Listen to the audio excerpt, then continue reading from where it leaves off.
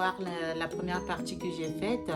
Sur cette deuxième partie, je vais mettre les témoignages, des histoires qu'ils ont entendues et ils voulaient témoigner pour pouvoir bien illustrer de ce qu'est l'infertilité et comment dans notre société africaine, dans nos familles africaines, nous n'arrivons pas à surmonter cela parce que c'est tabou, parce que c'est compliqué, parce que c'est comme si on avait une maladie sexuellement transmissible. L'infertilité, c'est pas une maladie sexuellement transmissible, c'est un problème qui peut être résolu, c'est un problème qui peut nous handicaper certes, mais on peut être suivi et pouvoir le solutionner. L'infertilité, c'est différent de la stérilité. Donc, merci beaucoup les amis. Écoutez ces témoignages. Ça va vous faire du bien. Ça va vous aider. Ça va aider aussi nos proches. Je ne suis pas la première personne à souffrir ou bien à être infertile. Il y en a d'autres. Monsieur comme madame, soyez unis. Soutenez-vous. S'il n'y a pas de solution, vous allez prendre des décisions qui vous est favorables, mais soyez toujours dans la positivité. Merci beaucoup. Si vous n'êtes pas encore abonné, abonnez-vous, commentez, likez et donnez-moi de la force. Muchísimas gracias. Ce que je peux dire, c'est que, comme exemple, dans ma famille, tout autour de moi, je n'ai jamais eu écho des personnes qui souffrent d'infertilité. Mais dans nos ruelles, dans nos avenues, dans nos quartiers en Afrique, au Congo, à Brazzaville, nous avons eu écho de certaines histoires sur l'infertilité. Alors, ce que je veux faire alors, c'est donner une approche africaine de ce que c'est l'infertilité, avec des exemples précis. D'abord, chez nous, en Afrique, l'infertilité, c'est d'abord le problème de la femme. C'est la femme qui n'est pas féconde. C'est la femme qui a des problèmes. Ce qui n'est pas d'ailleurs le cas dans beaucoup de situations. Donc, lorsque nous avons un couple qui présente des problèmes d'infertilité, alors la femme est taxée d'avoir ce problème. Et dans beaucoup de cas, la femme cherche une solution et se tourne vers la religion ou se tourne vers le fétichisme. Nombreuses sont des situations d'ailleurs où c'est le féticheur, ou le pasteur, ou le prêtre, ou le gourou, tout ce que vous voulez, qui enceinte cette femme et cette femme ramène les enfants dans le foyer conjugal. Le mari accepte les enfants comme étant ses enfants, sans pourtant savoir que dans cette quête parfois d'une solution, la femme a eu à être infidèle. Donc attention avec l'infertilité qui peut nous pousser à l'infidélité. Donc ce sont des histoires que nous écoutons dans nos ruelles, par-ci par-là, en parlant d'une approche un peu africaine de ce que c'est l'infertilité. L'homme, c'est donc celui qui est fécond. L'homme, parfois, en complicité avec la belle famille, chasse la femme de la maison, prend une deuxième femme, et parfois c'est dans cette quête de pouvoir arranger le problème de la fertilité, nous arrivons deux fois à faire des bêtises. Donc ce sont des exemples comme ça que nous avons écoutés par-ci par-là, dans nos ruelles, dans nos avenues, dans nos quartiers, dans nos villes, dans nos pays en Afrique. Voilà, c'est un peu ça comme exemple que je pouvais donner. Et puis, merci pour votre attention. Je vous dis donc Au revoir et à la prochaine. Je vous salue tous de partout où vous êtes. Et donc, je reprends là à l'invitation de notre sœur Adèle. Bien, il y a plusieurs témoignages. Je connais un cas. C'est juste un couple qui est resté quand même beaucoup d'années. Mais le cas, c'était que l'homme, en fait, dans ce cas-là, c'était la situation, c'était l'homme. C'est-à-dire que l'homme, dans son jeune âge, il avait contacté une maladie qu'on appelait chlamydia, c'est sexuellement transmissible. Donc, c'est comme de la gonorrhée, c'est comme du sida et tout, mais dans ce cas-là, quand c'est pas bien traité, alors ça peut avoir des problèmes, donc comment on appelle ça, les répercussions sur la fertilité masculine. Donc, il avait attrapé ça quand il était jeune et voilà, il n'avait pas bien soigné ça. Et donc, en fait, quand il a grandi et puis voilà, il s'est marié et en fait, quand ils sont restés longtemps sans enfants. Donc, ils ont fait des analyses en fait compte et puis finalement, on découvre qu'il avait eu une maladie comme ça à un certain moment de sa vie et que c'était pas bien traité et ça produit, donc ça détruit le système de reproduction. Donc, son système de reproduction masculine n'avait plus la capacité de produire suffisamment de sémences capables de pouvoir féconder et donc l'ovule. Ça a rendu ça lente et pratiquement inexistante. Et puis, bon, voilà, ils ont essayé de traiter, c'était carrément impossible. Bon, mais ils sont restés longtemps. Jusqu'aujourd'hui, ils sont là. Mais bon, la femme a supporté, mais le côté des parents donc de la femme, de l'homme, pardon, on pensait que c'était toujours la femme qui était comme ça. Et vous savez que dans nos familles africaines, c'est toujours le cas. Quand c'est le cas, on dit que c'est toujours la femme.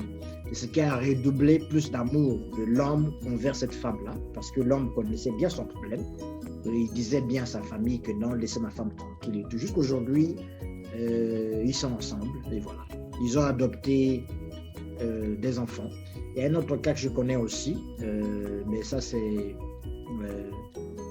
un blanc et une femme noire, ici, là où nous sommes ici en Angleterre, et qui sont restés aussi longtemps comme ça, et finalement ils ont adopté, justement parce que ça c'est maintenant le cas de la femme. Ça veut dire que c'est la femme qui avait ce problème-là, mais chez elle c'est dû...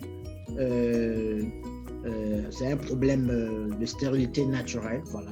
Ils ont fait des analyses, ils se sont rendus compte en fait que voilà, elle a eu une ménopause précoce. Une ménopause précoce depuis l'âge de 25 ans. Elle avait connu donc une ménopause précoce qui a donc réduit sa capacité d'ovuler. Donc, et voilà. Et c'est à cause de ça que finalement elle est devenue stérile. Voilà. Bon, mais quand on vérifie dans son histoire clinique, apparemment, elle souffrait beaucoup. Et puis, elle avait pris certains médicaments qui étaient très forts. Et ce sont ces médicaments qui ont finalement réduit sa capacité de l'autre, là, qui ont provoqué, en fait, c'était des antibiotiques très forts. Et qui ont donc réduit sa capacité de tomber enceinte, donc qui ont provoqué, ces médicaments ont provoqué donc cette ménopause précoce. Bon, ils sont là, ils vivent ensemble. Ils ont adopté 2 petits-enfants métis et ils vivent ensemble. Voilà un peu ce que je peux dire à propos donc, de ce témoignage, le petit témoignage. Voilà, merci.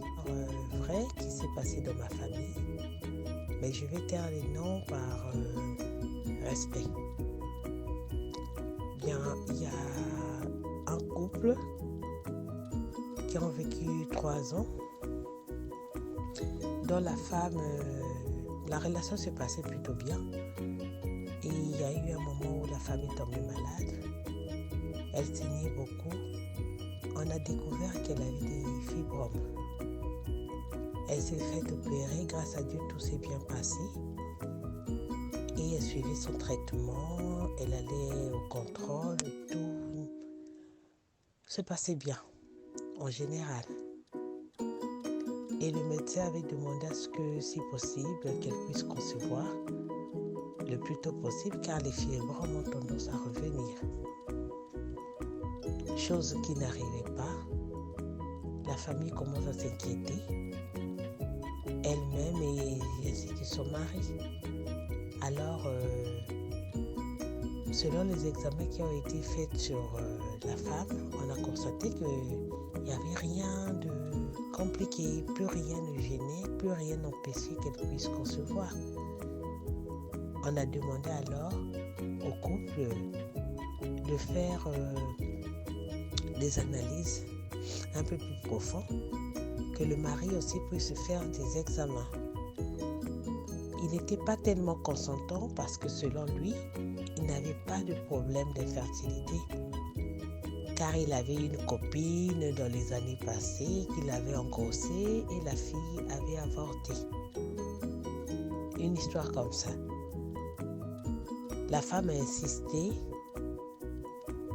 il a pris conscience, ils sont allés faire les examens, il a fait le spermogramme et on a découvert que dans ces spermes, il y avait l'absence de spermatozoïdes. Donc il pouvait éjaculer, mais rien n'allait se passer. Le monsieur n'a pas cru. Il a dit que c'était une chose impossible. Le médecin lui demande: est-ce que tu as eu dans les années passées à tomber malade, à avoir des infections et autres? Il a reconnu à un moment de son enfance qu'il avait des problèmes, qu'il était malade, mais le médecin lui a fait comprendre que cette maladie qu'il avait avant, il n'a pas su bien se traiter. Et c'est pourquoi c'est la cause. Pour pouvoir résoudre son problème actuel, il fallait qu'il suive un très long traitement pour pouvoir être mieux. Mais malheureusement, le monsieur n'a voulu rien savoir. Pour lui, c'était pas clair, c'était pas juste que ça lui arrive à lui. Le problème, c'était plutôt la femme. Et ça a commencé à dégénérer dans des problèmes et autres, ils ont fini par se séparer. Et là, la femme a conçu un bébé. Et le monsieur, voyant cela, bien étant séparé, il a décidé de prendre son traitement. Il a annoncé à la femme il y a quelques mois que lui aussi, sa nouvelle compagne attendait un enfant. Chose qu'on a compris que la femme, que le monsieur avait pris un traitement, parce que c'est une histoire qui est passée il y a, je pourrais dire, plus de 7 ans. Donc, ma soeur, une cousine à moi, qui me fait comprendre que elle est contente de le savoir parce qu'au moins le monsieur a pris conscience de son état de santé. Bien qu'ils ne soient plus ensemble, chacun a eu satisfaction sur ce qu'il voulait. Voilà un peu mon témoignage. Il y a des cas similaires. C'est vraiment difficile. Mais bon, du moment où la solution arrive, c'est le plus important. Une personne que je connais très très très bien. Ok. Le monsieur est marié à sa femme. Ça fait déjà plusieurs années. Je peux dire que ça fait déjà plus de 20 ans de mariage que nous sommes en train de parler. Donc, d'abord, quand ils se sont mariés, les premières années du mariage, vous savez que nous en Afrique, le mariage d'abord est égal aux enfants. Donc, un foyer qui ne conçoit pas, c'est déjà des problèmes. Et du coup, c'est d'abord la femme qui est tout de suite visée. Chez nous en Afrique, ça se passe comme ça. Donc, comme généralement, c'est la femme qui se sent toujours, comme on peut dire, vexée. Pourquoi vexée? Parce que c'est toujours envers elle qu'on indexe. Donc, la femme a tout fait après avoir tenté plusieurs fois. Donc, elle se rend compte qu'elle ne conçoit pas. Donc, elle va donc à l'hôpital pour faire des examens. Elle a commencé à suivre les examens. Bon, finalement, elle ne concevait pas. Donc, du coup, elle demande à son mari s'il pouvait aussi faire la même chose. Donc, le mari, on peut dire qu'il n'a pas accepté, il n'a pas du tout, il n'était pas d'accord avec cette idée. Et voilà. Donc, la femme a tout fait, tout ce qu'elle pouvait faire. Parmi, vous savez que les femmes, souvent, on les débouche les trompes. C'est une méthode qui est vraiment douloureuse. Mais elle en a fait parce qu'elle était vraiment désespérée. Vous savez que dans le cas de deux femmes, c'est une désespération et tout. Donc, elle a pratiqué toutes ces choses. Elle a suivi à la lettre les conseils des médecins. Mais sauf que le mari n'a pas du tout voulu se rendre à l'hôpital. Donc, voilà. Donc, jusqu'alors, on ne peut pas, donc, dans leur cas, on ne peut pas dire si c'est la femme ou c'est l'homme. Parce que de toutes les façons, même l'homme dans sa jeunesse, on n'avait jamais entendu dire qu'il avait ressenti une femme quelque part ou il était sorti avec une fille qui était tombée enceinte. Bon, on n'a jamais entendu cette histoire. Donc, du coup, on ne sait pas si le problème vient de la femme ou si le problème vient de l'homme. La femme non plus, elle n'a jamais conçu. Étant jeune fille, avant son mariage, elle n'a jamais conçu non plus. Donc, on ne sait pas exactement le problème vient d'où. Donc, cette fois-ci, c'est vrai qu'il y a eu de la pression au niveau de la famille, c'est toujours du niveau de mari, généralement. Là où il y a la pression, on demande à l'homme de prendre, généralement ça se passe comme ça en Afrique, de prendre une deuxième femme, parce qu'on dit que c'est la femme qui ne conçoit pas. Mais cette fois-ci, l'homme n'a pas voulu se rendre à l'hôpital non plus, il a refusé catégoriquement. Bon, comme il est chrétien, il a dit, vous savez, si Dieu veut me donner des enfants, il va me le donner. C'est ça la réponse de l'homme. C'est comme j'ai dit que c'est un cas hors commun parce que la majorité, voilà, les hommes prennent toujours les deuxièmes femmes. C'est ce qu'on voit souvent. Mais dans le cas de cet homme-là, il dit carrément, si Dieu veut me donner des enfants, il va me le donner. Donc, je n'ai pas pourquoi à passer par les hôpitaux, à faire toutes ces navettes-là. Donc, il a carrément refusé. Donc, du coup, la pression qu'il recevait au niveau de la famille, cette pression, en fait, ça a dû s'arrêter parce que si lui le concernait, il dit qu'il ne va pas se rendre à l'hôpital. Donc, si c'est dans le plan de Dieu de lui donner des enfants, ben, Dieu va lui donner des enfants. Voilà. Donc, le couple reste comme ça jusqu'alors. Nous sommes en train de parler de plus de 20 ans de mariage. Donc, du coup, la femme ne s'est pas sentie menacée auprès de son mari, chose que nous voyons souvent. Parfois, souvent, c'est le mari qui menace la femme avec des réponses. Du coup, la femme n'a plus sommeil. Elle tourne partout. Si elle est chrétienne, elle va à l'église. Si elle n'est pas chrétienne, elle tourne chez les féticheurs. Mais dans ce cas, la femme a eu une tranquillité en elle parce que même son mari s'est penché vers le Seigneur, donc son mari attend la réponse du Seigneur. Donc du coup, la femme n'a pas reçu même la pression du niveau de la belle famille. Donc c'est ça. Donc comme je peux dire, donc pourquoi je dis que c'est un cas qui est vraiment hors commun, c'est pratiquement, ce genre de cas, c'est difficile qu'on entende parler. Ok?